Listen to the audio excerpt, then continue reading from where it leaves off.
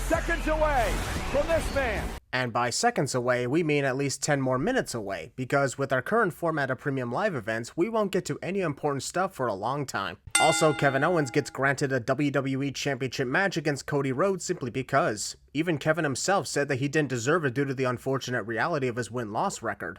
I'm not saying wins and losses matter on a scoreboard, but Kevin has not exactly been winning nor climbing the ladder of success this year. Also, welcome to WWE's first premium live event in Germany, where the two main challengers for each world title are chosen because they needed some filler time to kill. And for the first event in Germany, why would you turn it into a filler show, especially when this show has been hyped up for literally 1 year? We are in the what's next business. And we're gonna have to wait until at least the next PLE to determine what's next for the WWE, because tonight won't do much of it, unfortunately. Looks like we're gonna play a documentary instead of the wrestling show. Given how WWE extends the amount of time in between matches, I can't say I'd be shocked if that legitimately happened one day. Imagine the lengths I can go to keep it. I'd rather not imagine the lengths Cody Rhodes would go to remain WWE champion. How about we watch that instead of this? 7 years since Kevin Owens has held a singles championship. The look on Kevin Owens' face as Michael Cole said that perfectly matches my reaction. 7 years since Kevin won a singles championship in WWE, and the streak sadly continues. The concussion machine being off sync with the actual pyrotechnics that jump into the air, plus it explodes more times than the amount of fireworks actually on display. Also, this sequence shows that WWE could have used opening pyrotechnics as there was a lot of room on the stage for it, but still chose not to. I miss when they blow up the pyro at the start of every show because it gets the audience more pumped than they already were. Bring that back. Biggest mistake Cody Rhodes has made. Actually, I'd say the biggest mistake Cody Rhodes has made in years was when he said the words, "but not at WrestleMania." I'm pretty sure a lot would agree with me on that. Caught by Cody, caught by Kevin. This goes on for quite a long time. A few lockups, a counter, and then some more staring. I've heard from a fan of mine that Germany fans apparently likes it when this happens. Sorry to tell you, I'm not from Germany, and I prefer to have a balanced momentum in my wrestling matches, you know? So none of those traits apply to this video. Toe-to-toe with the worst of them. The fans in Germany are also bored already from this match. We're just 15 minutes into the show and 2 minutes into this WWE Championship match, and they're already doing the Mexican wave. See what happens when your top championship is used as a filler match? Into the cover now on Owens and a kick out at 1. Actually, that was a kick out at none, since the referee couldn't even begin counting before Kevin Owens got his shoulder up. He's a Universal Champion, an NXT Champion. No joke, I think this is either the second or third time since the match began that Michael Cole recited Kevin Owens' accomplishments from the past. I'm pretty sure we heard you the first time and the second time. None of that happened in the last 7 years. Michael Cole is calling out the sins of WWE while in the midst of calling the action. It's almost like he knows that's what I was going to say about it. Let's be grateful WWE wasn't doing this still to come promotion for the upcoming matches back when their shows were 4 to 5 hours each. It would have taken about 5 minutes just to get through the huge list of matches they always crammed in. I'm only adding a sin because I'm reminded of how unnecessarily crammed the pay-per-views used to be and how small they are now. Cody landed a little awkwardly when he came off the rope. I would be concerned about Cody Rhodes' performance as a result of a possible injury, but considering he once won a Hell in a Cell match with a ruptured pectoral muscle a little over 2 years ago, I think he's going to be fine here. You have got a unbeaten record at WrestleMania, Cole. I just might throw in 5 sins for Wade Barrett reminding us about Michael Cole's undefeated streak at WrestleMania back in 2011. Shall I remind you that you also debuted at WrestleMania that year and lost in under 2 minutes? Himself off the set. KO! Went for the turned into the crossroads. That was a good series of counters. The disaster kick countered into the stunner, which gets countered into crossroads. If there's anything I like about wrestling matches, it's when moments like a good series of counters occur. Considering Kevin's history of countering superplexes with his own fisherman superplex, how have his opponents not made sure to put his legs on the outside of the ropes first before going for the superplex? From the top rope. One thing I'm going to remove a sin for is Cody Rhodes setting up a leg injury as a way to cover up the fact that he was losing his balance on the ropes and had no choice but to fall over due to gravity. It all worked out in the end. I can't lie, I am not into this and will add 5 sins. The idea of Kevin Owens having compassion for Cody Rhodes instead of immediately attacking his injured leg just feels wrong. Babyface or not, this does not look good on Kevin Owens because of his major history. That'd be like Edge not taking advantage of an ultimate opportunity, or The Undertaker refusing to hit a tombstone piledriver on his injured opponent. It just doesn't fit at all here. Kevin Owens cost himself the WWE Championship out of compassion, the ultimate weakness in professional wrestling. And before anyone asks, if it was me against my best friend for the richest price in WWE, I wouldn't hesitate to powerbomb his ass on the ring apron because it's not personal anymore. Just business. The way it should be. This is so annoying and out of character for Kevin Owens.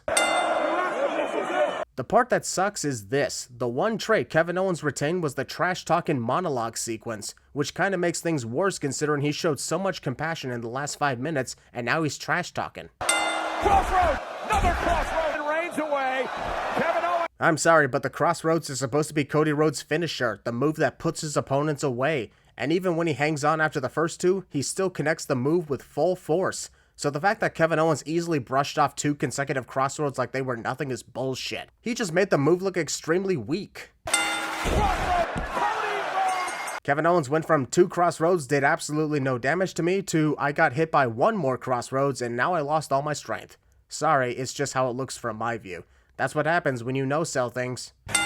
You need all. Kevin Owens be like, you're not going to see a heel turn from me, so get that camera out of my face. And to be honest, I'm glad he didn't turn heel right now because then I'd be asking why he didn't just do that during the match itself. Blair Davenport is heavily featured in the build-up to this Women's Tag Team Championship rematch between the Unholy Union and Jade Cargill and Bianca Belair. But guess who doesn't make a single appearance despite the hype? WWE did a great job with the video package hyping up the Women's Tag Team Championship match. Unfortunately, they still feel like irrelevant titles. Ever since they first started teaming up, Bianca Belair and Jade Cargill entered the arena separately up until they reached the stage, but only now are they doing full separate entrances each. What changed? Did Jade not like walking to the ring using Bianca's music? Or is this WWE wanting to once again extend the runtime of the show due to the fact that there's only 5 matches on the card? This team is known as Unholy Union, yet every ring announcer absolutely refer to them as such. Just like the entire time Jericho existed and the ring announcers just refer to them by their separate ring names instead. That always bugged me about teams with actual team names. Isla Dawn will start things off. Considering Alba Fire had a majority of her body on the ring apron by the time the bell rang, it's pretty obvious that Isla Dawn is starting the match. However, this let's make her panic and guess which one of us is the legal wrestler strategy somehow works. Bianca Belair even saw that Isla was obviously starting the match too, and still fell for this strategy. Alba Fire and Bianca Belair just stand around as the former was supposed to counter the latter and miscommunicated. We're only a minute in and there's already miscommunications. Couldn't be as bad as last time, I hope. What a specimen. Alright, I gotta admit that was funny and cool on the part of Bianca Belair. She did a kip up and was about to fall over from losing her balance, but she turned it around into a victory lap. Second match in a row where wrestlers lose their balance but improvise to save themselves. In this case, it was so hilarious. Move by Dawn and Nickel here. Kick out at 2. Well, Alba Fire gets easily pissed off because one double team maneuver did not finish off Bianca Belair. It's as if she's never watched a Bianca Belair match and thus has no idea of her resilience in wrestling matches. Somehow. We got a strap match coming up later tonight and we're kinda already seeing a strap match in the form of pulling Bianca's braid of hair. Truthfully, I wouldn't be shocked if someday Bianca gets challenged to a strap match where her own hair will be the strap attached to each wrestler. almost there for Belair. No one likes a rhymer, Michael Cole. Jade Cargill was desperate to tag herself in throughout the sequence, but the moment Bianca Belair actually gets within tagging distance, she does anything except try to tag herself in. Like she could literally tag Bianca right on the back and turn things around. Bianca Belair away, and Jade. Apparently, Jade Cargill was supposed to pull Bianca Belair away, causing Alba Fire to accidentally hit a Swanton Bomb on Isla Dawn. But because she missed her cue once again, Bianca had to do it herself. And even then, she still got slightly hit.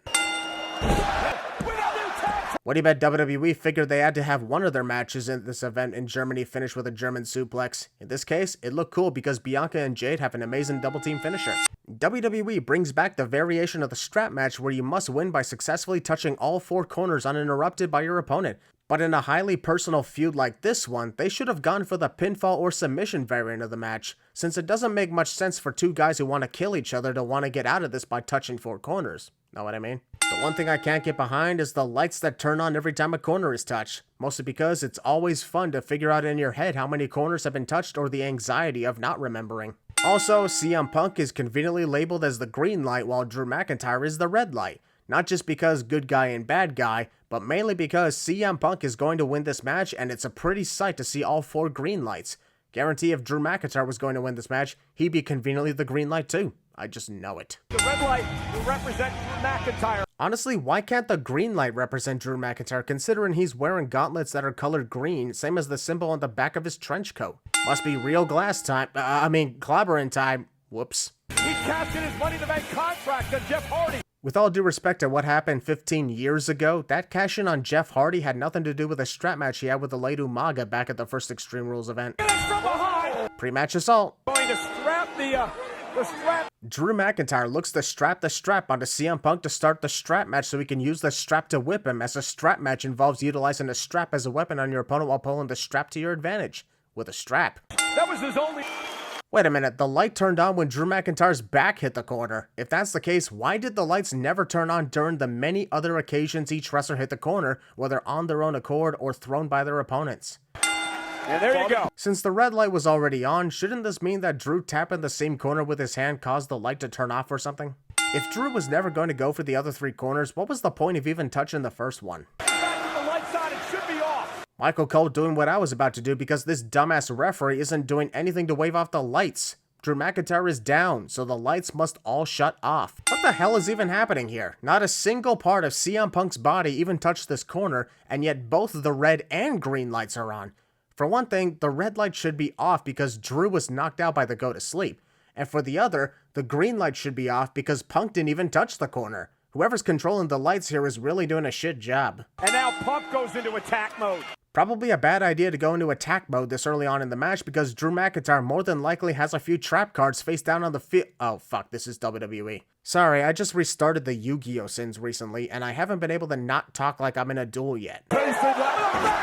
I find it hard to believe that the announce table did not break from the combined weight of both CM Punk standing on it and Drew McIntyre literally crashing into it. If the table breaks later on from smaller weight, I'm calling bullshit on that.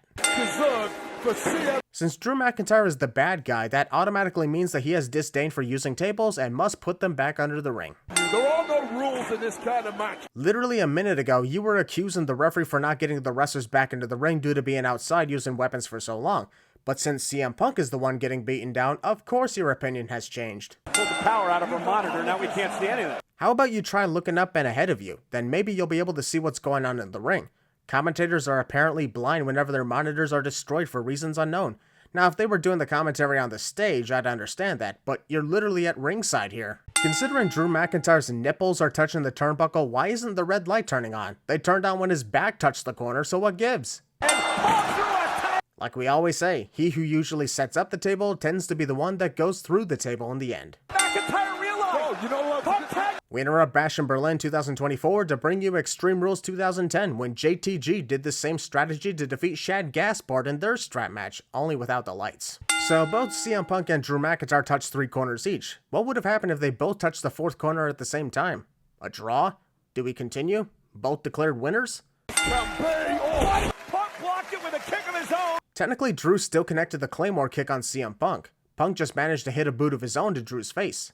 Considering a submission doesn't do anything to win the match and passing out would only cause the much larger opponent to be more difficult to drag under the dead weight, CM Punk is an idiot.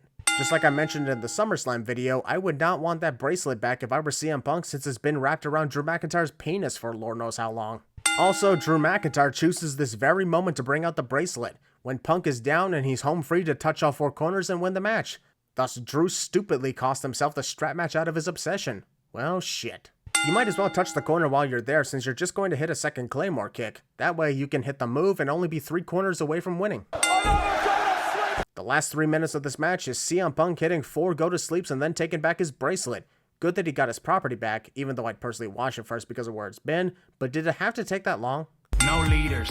Finn Balor claims the Judgment Day has no leaders despite sitting at the center of all who are present in the shot. He is obviously the new leader of the stable ever since kicking Damian Priest and Rhea Ripley to the curb. The Judgment Day's non-pyro-pyro. Matter of fact, everyone in this match has non-pyro-pyro, so we should just add 3 sins. Only a matter of time before every single wrestler in existence, including Cody Rhodes, uses only the concussion machine and not the actual fireworks to go with it. Those indeed will be very dark days. No wonder both of your groups failed.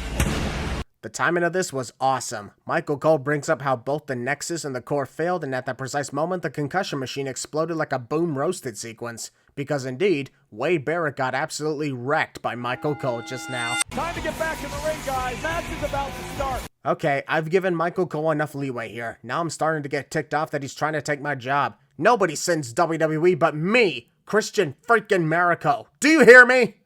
Sorry, got a little carried away. Green-eyed monster living inside Michael. Where are people getting that from? Oh, I don't know. Maybe the fact that you were some annoying monster 13 years ago when you had a creepy erection for The Miz. Just a thought. Kicking out at Damian and Rhea. Oh! Dominic Mysterio hit the corner, then remembered he had to run forward to take a big boot from Damian Priest. But by that point, I got the whoopsie. And Priest makes the tag. That's Dominic Mysterio, you moron. Dominic escapes Damian so that he can tag in Liv Morgan and avoid Rhea Ripley. Mixed tag match or not, how does it not register to him that Rhea don't give two craps about the rules and will attack him at any time she pleases?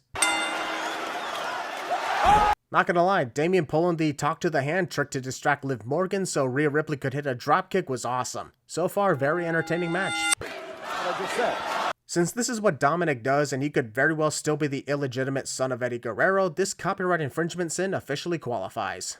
Given how Dominic is upset that Liv tagged him in, maybe he did realize that Rhea will attack him anytime she pleases and doesn't give a shit about the rules of a mixed tag team match. Well, guess that means you're fucked. Dominic is definitely the most unobservant wrestler I've seen in a long time.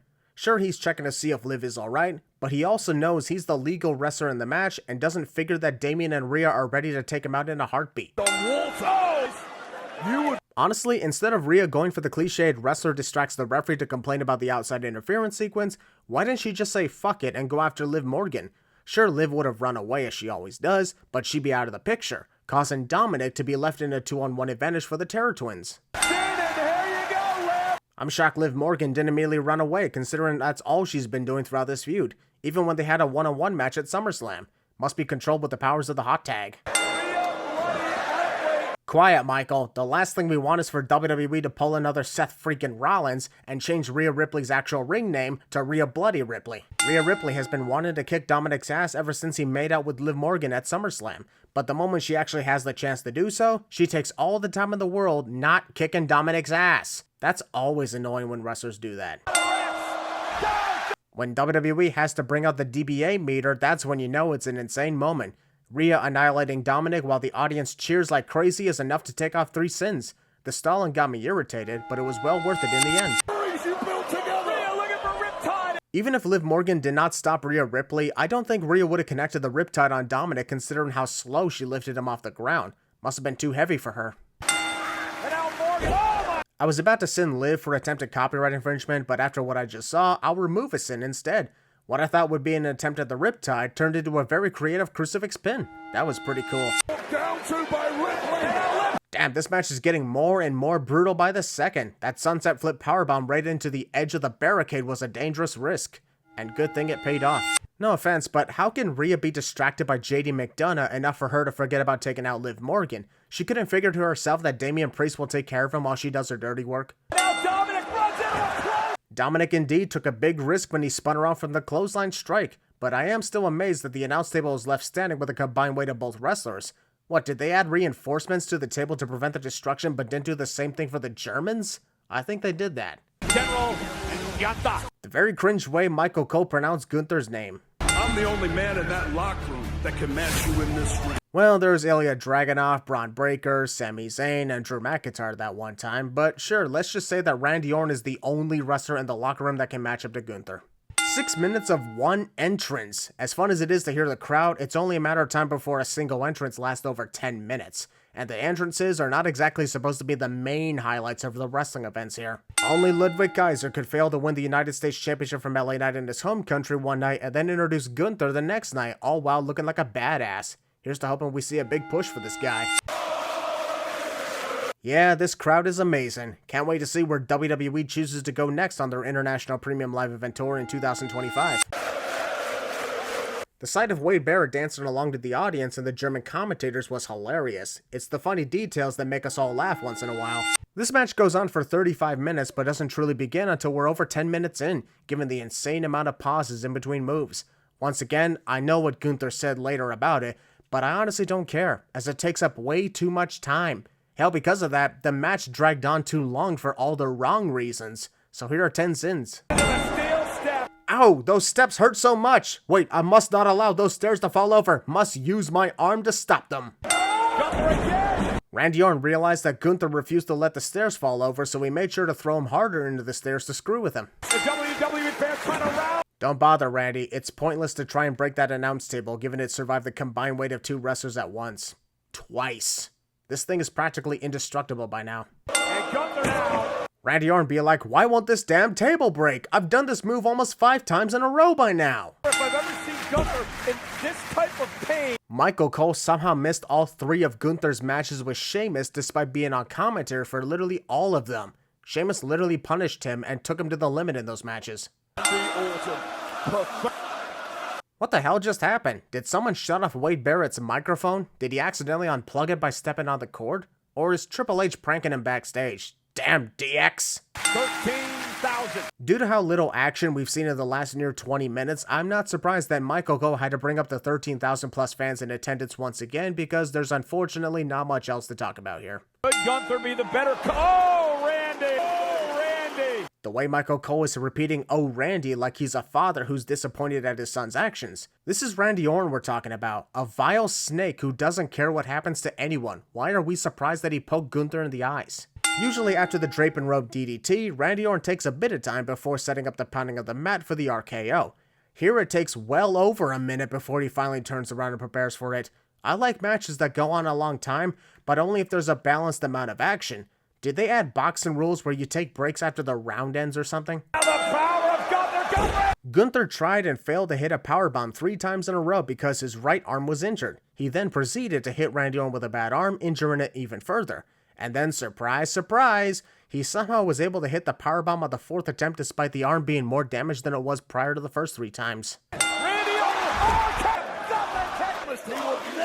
I seriously hope I'm wrong and the fans are chanting something in German because this sounds like a holy shit chant, which makes me question how Gunther kicking out of an RKO is a holy shit moment when we have seen all finishers get kicked out of at least once tonight and every night in existence these days, which unfortunately included the RKO. Randy Orton remembered that the English announce table was virtually indestructible, so he attempts to destroy the German announce table in Germany. Gunther up and down onto the... Sorry Gunther, but your head was nowhere near the stairs, nor did any whiplash occur on the impact due to you grabbing the announce table right beside you to slow the descent. Literally 3 whole minutes of Randy Orton setting up the stairs to begin the next layer of offense against Gunther. Now you see why this match went on way too long? Bet the German commentators wish they had their table reinforced as well to prevent this from happening. Michael Cole must also be impatient with the insane amount of time spent on the outside doing practically nothing. I can't say I blame him. The last 4 minutes of this match were actually good because Gunther tries with all his might to put Randy Orton away with a sleeper hold. Eventually, it works out, but to see Randy fight through 4 minutes of sleeper holds with refusal to give up was awesome. The match may have dragged, but the ending was satisfactory.